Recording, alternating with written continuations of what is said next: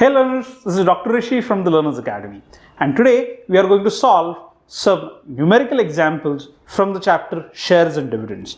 We have already done a theoretical session on this particular chapter. The link for the same is given in the description box. If you have any queries regarding the theoretical part of this chapter, please click on that link. In today's session, we are going to see how to solve the problems associated with shares and dividends in the fastest possible way. So without losing any time, let's go ahead and check out how to solve these problems. So we're starting now. So let's go ahead and discuss these sums. So the first sum that we have is question number 1. Now this is a very straightforward sum. How much money will be required to buy 400 rupee 12.50 shares at a premium of 1 rupee? ये बहुत important interesting चीज़ है कि ये share है, it is going to be sold, ये उसका value है, market value, ये उसका फेस वैल्यू है और उसका it is at a premium of 1 rupee. इतना सा छोटा सा चीज़ है जो इसमें थोड़ा सा अलग है. तो number of shares to be bought are 400. Now 1200 shares, sorry 12.50 shares at a premium of 1 means nominal value of the share is rupees 12.50 and its market value would be 12.50 plus rupees 1, so that is 13.50. So market value कितना है 13.50. So money required to buy 1 share is equal to 13.50. तो 400 shares के लिए कितने लगेंगे 5400. तो since ये अगर सीधा सीधा ये प्रीमियम नहीं दिया होता तो it would have 12.5 would have been used. अगर ये प्रीमियम, ये बहुत इंपॉर्टेंट चीज़ है जो ये एक सवाल को अपन अलग अलग तरीके से पूछ सकते हैं. If premium was not given तो 12.50 को एक शेयर मिलता और प्रीमियम की जगह पे अगर डिस्काउंट होता तो ये 12.5 का 11.5 हो जाता. तो by just changing one particular word here the same question can give us 3 different answers. तो जब भी रीड करोगे शेयर्स एंड डिविडेंड्स के क्वेश्चंस, प्लीज ये बहुत ध्यान से देखना है कि वेदर इट्स एट प्रीमियम और एट पार और at discount. Okay, let's go with the next example that is there. The next example is a person buys 120 shares of a nominal value of rupees 40 each, which he sells at rupees 42.5 each. Find the profit and profit percentage. तो भाई साहब ने 40 को bye किया और 42.5 को sell किया. So first we have is nominal value of the share is 120 share would be 4,800 rupees. Then market value of the share would be 5,100 rupees. भाई साहब को प्रॉफिट हो गया 300 रुपीज का. Now profit is equal to 300 upon total amount. अपन जैसे normal percentage निकालते हैं. So the profit divided by total amount multiplied by 100. तो इनको प्रॉफिट हो गया 6.25% का, which is also a pretty good profit if it is done on a daily basis. So अगर ये इंट्राडे ट्रेड है जो सुबह में लिया और दोपहर में बेच दिया या फिर मे बी 10 बजे लिया सुबह में और 12 बजे बेच दिया तो 6.25 is also a pretty good deal because 300 रुपये मिल गए 2-3 घंटे के investing a very small amount of money. अगला वाला एग्जाम्पल देखेंगे. Man invests, this is question number 5 from the exercise 3A. Man invests rupees 800 in buying 5 shares and when they are selling at a premium of rupees 1.15. He sells all the shares. Find the profit and profit percent. अभी ये question जो इसका language थोड़ा सा अलग है as compare to the previous question that we have done. So इन्होंने क्या बताया, ये भाई साहब है, इन्होंने ही has bought the share at 5 rupees. कितना सम इन्वेस्ट किया है तो 800 रुपीज इन्वेस्ट किए हैं and then he has sold at a premium of 1.15. Okay, मतलब शेयर का प्राइस बढ़ गया है 1.15 रुपीज से और उन्होंने वो बेच दिए. तो भी देखते प्रॉफिट कैसे होगा, कितना होगा. Nominal value of 1 share is 5 rupees. Market value of 1 share is 6.15 rupees. ये कब था? This was while buying. और ये कब था? This was while selling. So buy करते समय ये वैल्यू था, सेल करते समय ये वैल्यू था। Total money invested is 800 rupees. 800 rupees में 5 रुपए के कितने शेयर्स आ जाएंगे? तो 160 शेयर्स आ जाएंगे। Now total value of 160 shares is 160 market, total market value of 160 shares would be 984। तो उनको प्रॉफिट हो गया है 184 रुपीज का by investing 800 rupees. Percent profit कितना आ जाएगा? तो 23%। It's actually it's actually a very good deal. काफ़ी लोगों के साथ ये होता है, but it's in share market it can go up and down. So yes, दोनों साइड के चांसेस है equally. So let's go ahead with, you can quickly make a note of this example so that we can go ahead with the next example. The next example that we have is a man invests rupees 3072 in a company paying 5% per annum. So ये क्या है? ये उसका dividend है।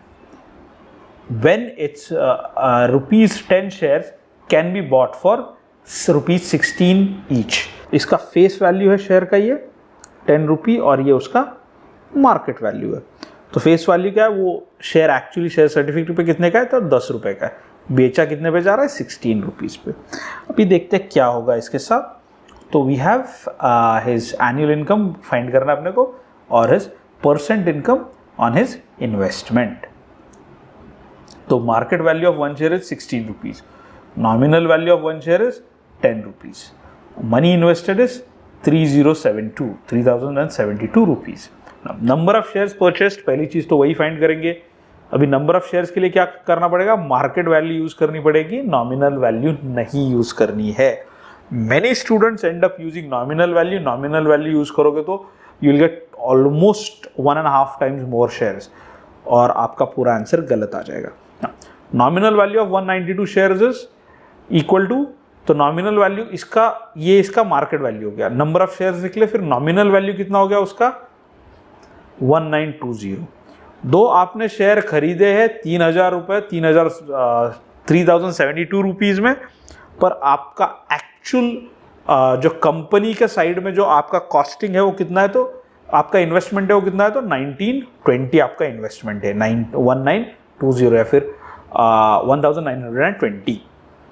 तो आपको जो भी डिविडेंड मिलेगा वो ये वाली कॉस्ट, ये वाली प्राइस पे मिलेगा। ओके, तो डिविडेंड के लिए ये इंपॉर्टेंट है। तो डिविडेंड हमेशा मिलता है आपके नॉमिनल या फिर फेस वैल्यू पे, ना कि आपके शेयर की मार्केट वैल्यू पे। तो इसका कितना हो गया? 5% ऑफ 1920, तो वो आ गया 96 रुपीज़। तो भाई साहब को डिविडेंड मिला है 96 रुपीज़। पर जब परसेंट इनकम निकालेंगे तो अपने को फिर से जाना पड़ेगा अपनी मार्केट वैल्यू के पास। That is the total amount that was interest invested, that was 3072।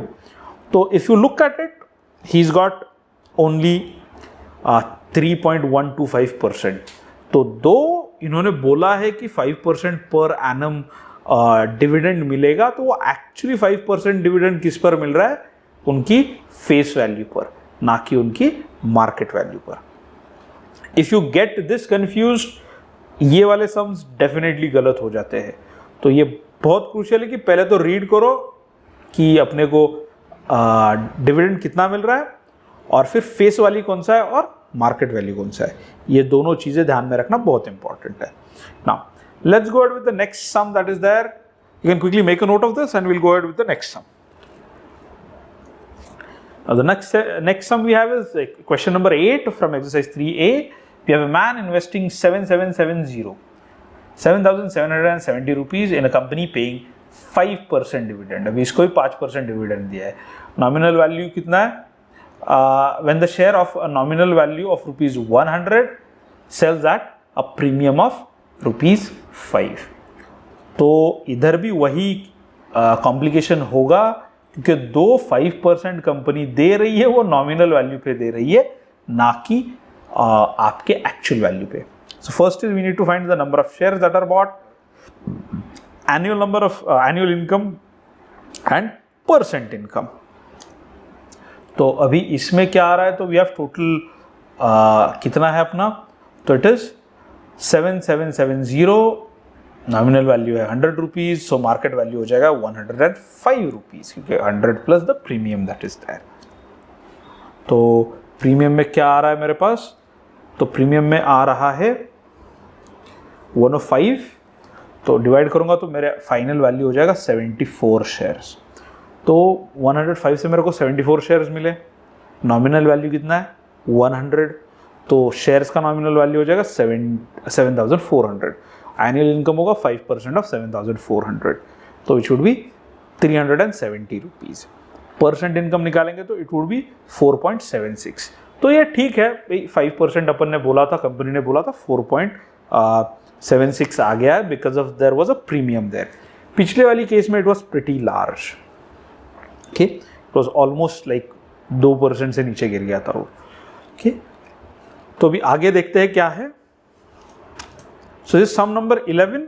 अभी इसमें एक और चीज इंट्रोड्यूस कर दिया हमने। We have a man has 350 rupees share of a company paying dividend 20%। तो भाई साहब डिविडेंड कितना दे रहे हैं 20%। Find his net income after paying 3% income tax. Now we have stopped paying income tax on shares and dividends. Now we have to pay GST, और इस साल के बजट में GST काफ़ी बढ़ गया है। So for long term it is 15% of the profit. तो ये काफ़ी बड़ी चीज़ है। तो ऑब्वियसली आप जितना भी कमाओगे उसका 15% गवर्नमेंट को देना पड़ रहा है when we are doing share, when we are investing in shares, okay. तो इससे पहले जितने भी क्वेश्चंस अपन ने किए, whatever the person was earning, उसमें से लगभग 15 से 20% depending on what kind of trade he is doing, उसको गवर्नमेंट को देना पड़ रहा है फ्रॉम हिज प्रॉफिट। ये भी एक हिडन क्लॉज है कि प्रॉफिट में से वो देना पड़ेगा, ओके। तो नॉमिनल वैल्यू कितना शेयर का 50 रुपीज नॉमिनल वैल्यू है, एंड सो 300 शेयर्स का नॉमिनल वैल्यू होगा 15,000 रुपीज। तो डिविडेंड कितना आ जाएगा 20% ऑफ 15,000 रुपीज, तो दैट वुड बी 3,000 रुपीज। तो ये हो गया उनका डिविडेंड या फिर प्रॉफिट। इनकम टैक्स ये क्वेश्चन के हिसाब से पड़ रहा है ₹90, ओके। तो उनका टोटल इनकम कितना होगा, तो टोटल इनकम होगा 2910।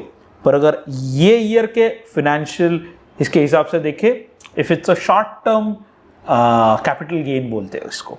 शॉर्ट टर्म कैपिटल गेन क्या होता है, तो if the shares are sold before 1 year, वो है 20%।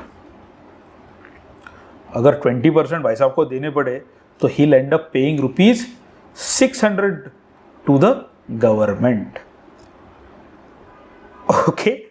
और अगर वो लॉन्ग टर्म है, लॉन्ग टर्म मतलब वो साल भर के लिए लिया रखता है, he keeps it for 1 year, तो उसका इंटरेस्ट रेट है 15% पर एनम। तो फिर उस हिसाब से उनको देने पड़ेंगे 450 रुपीज़। तो ये जो है ये काफ़ी कम है, यस। तो इतना GST आ जाएगा। इनकम टैक्स अभी नहीं आता है, but since some of the questions in the book are older than when GST was implemented, so they are generally still using the same thing. तो ये काफ़ी ज़्यादा है। Many people were pretty frustrated.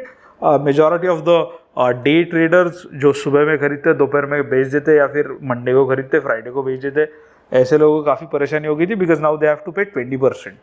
पहले था वो थोड़ा कम था, शायद से 15% शॉर्ट टर्म के लिए था और 10% लॉन्ग टर्म के लिए, ऐसा कुछ तो था प्रीवियस इसमें। पर रीसेंट बजट में तो ये these are the percent rates that are there.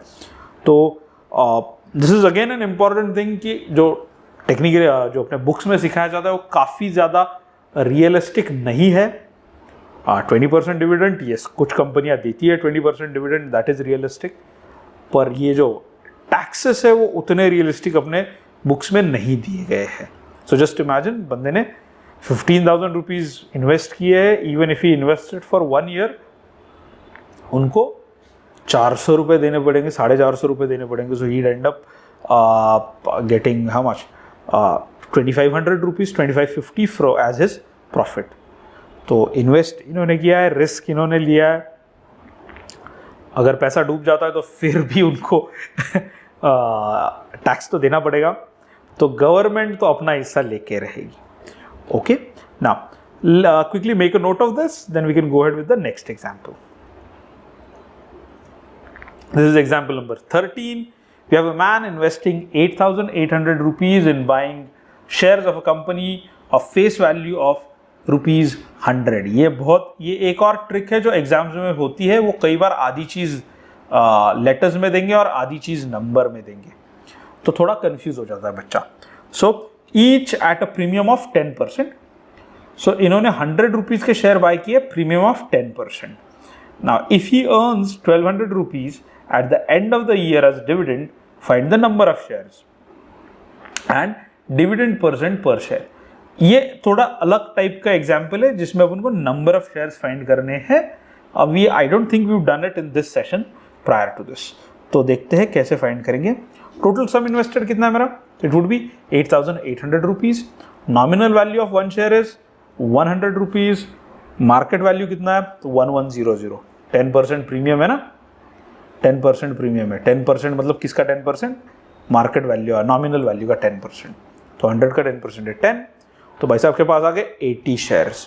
So the number of shares that he has is 80. Now nominal value of 80 shares with 100 rupees is 8,000 rupees. तो डिविडेंड कितना है उनका? y, let y be the dividend percent. So we can write it is 1200 rupees. So y upon 100 multiplied by 8,000 is equal to 1200 rupees. तो dividend percent आ गया 15%, which is still a pretty good dividend for any company. Because अपना जैसे अपने पिछले इसमें देखा था recurring वगैरह में, we averagely get something like 6.5%. So 15% is always better. Now so quickly make a note of this. We can go ahead with the next example after this. So the next example is example number 14. We have a man who's investing rupees 1680 in buying shares of nominal value 24 each and selling at 12% premium. The dividend on the share is 15% per annum. Calculate the number of shares he buys, the dividend he receives annually. तो ये थोड़ा और complicated है because 24 rupees का share है, 12% premium पे खरीदा है. तो देखते क्या होता है. Nominal value of the share is 24. Market value है 24 प्लस 12% ऑफ 24. तो 12% ऑफ 24 कितना है? 2.88. सो उसका शेयर का प्राइस होगा 26.88. टोटल इन्वेस्टमेंट कितना है? रुपीज 1680. डिवाइड किया तो we end up with 62.5 shares. ये थोड़ा सा अलग थलग एग्जाम्पल है. जनरली ऐसे नहीं होता कि half a share we are going to buy, पर ठीक है. So we have nominal value of 62.5 shares is 1500 rupees. Okay, तो nominal value 1500 है, actual में spend किया है 1680. तो dividend किस पर मिलेगा? 1500 पे मिलेगा. तो dividend कितना मिला? 15% of 1500, so that is 225. इस 225 rupees dividend मिला है. तो also pretty decent amount, क्योंकि जो amount invest किया था वो काफ़ी छोटा था. Quickly make a note of this so that we can go ahead. So learners, this was about shares and dividends. I have tried to solve majority of the difficult problems in this particular part. Yet if you have some more problems that you are finding difficult to understand, please comment them in the comment section. I would be glad to help you. If you found this video interesting, please like it, share it with your friends and subscribe to our channel. This was Dr. Rishi from the Learners Academy. Thank you.